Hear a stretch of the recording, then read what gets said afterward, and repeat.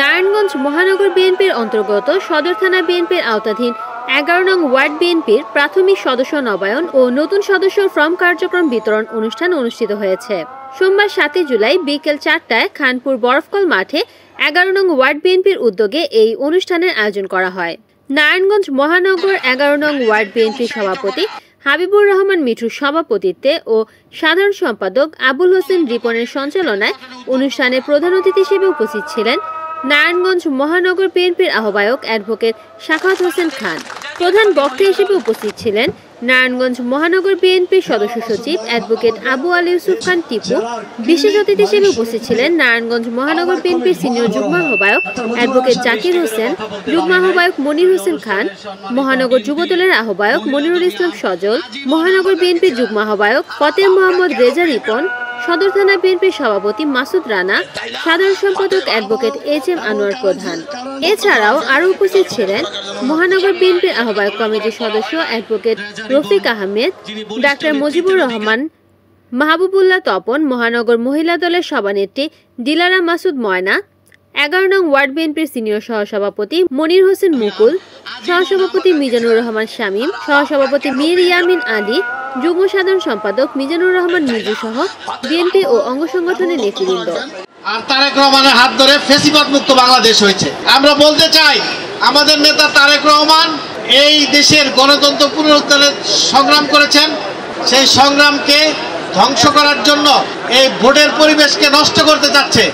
ইনশাল্লাহ আমি মনে প্রাণে বিশ্বাস করি, হাসিনার মতো এত বড় একটা ফ্যাসিবাদী শক্তি যেহেতু বিএনপিকে পরাজিত করতে পারে নাই, বিএনপিকে ধ্বংস করতে পারে নাই, ইনশাল্লাহ বাংলাদেশে এমন কোন শক্তি তৈরি হয় নাই যে বিএনপিকে ধ্বংস করবে।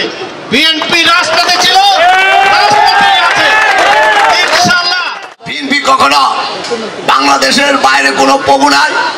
আমাদের দেশপতি বেগম খালেদা ঘোষণা দিয়েছেন, বাংলাদেশের বাইরে আমাদের কোনো প্রভু নাই, বাংলাদেশের বাইরে আমাদের বন্ধু আছে। তাই আমরা বলতে চাই, বিগত দিনে আমরা নারায়ণগঞ্জ আন্দোলন সংগ্রামে কোন গডফাদারের রক্তচক্ষুকে আমরা ভয় পাইনি এবং নারায়ণগঞ্জ একটি গডফাদার শহর, মাদকাসক্ত শহর হিসাবে বিশ্বের কাছে পরিচিত করেছিলেন। আমরা কি চাই নারায়ণগঞ্জ গডফাদার শহর হিসাবে পরিচিত হোক? তাহলে আগামীতে আপনারা সবাই কাঁধে কাঁধ মিলে তারেক রহমানকে হাতকে শক্তিশালী করে আগামী দিনে ফ্যাসিস্ট মুক্ত, স্বৈরাচার মুক্ত বাংলাদেশ গঠন করি। আজকে যে প্রাথমিক সদস্য অন্তর্ভুক্ত হবেন এবং যারা নবায়ন করবেন তাদেরকে দেশপতি বেগম খালেদার পক্ষ থেকে, রাজনৈতিক জনতা তারেক রহমানের পক্ষ থেকে আপনাদেরকে অগ্রিম শুভেচ্ছা অভিনন্দন। যেই কাজ করলে জনগণ বিএনপির বিরুদ্ধে যায়, জনগণ বিএনপির প্রতি গুসা হয়, সেই ধরনের কাজ থেকে প্রথমে বিএনপিকে বিরত থাকতে হবে, সকল নেতাকর্মীদের বিরত থাকতে হবে। আমরা গত 15 বছর দেখেছি, যারা রাজপথে ছিল তাদের সকলকেই আমরা চিনি, তাদের অনেক অবদান রয়েছে রাজপথে।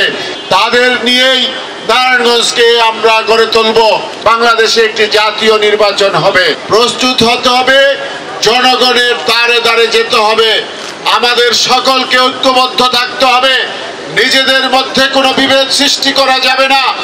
আমরা চাই আমরা সবাই কাঁধে কাঁধ মিলিয়ে জনগণকে আগামী দিনে যাতে ধানের শীষের পক্ষে ভোট দেয় সেই ব্যবস্থা আমাদের করতে হবে।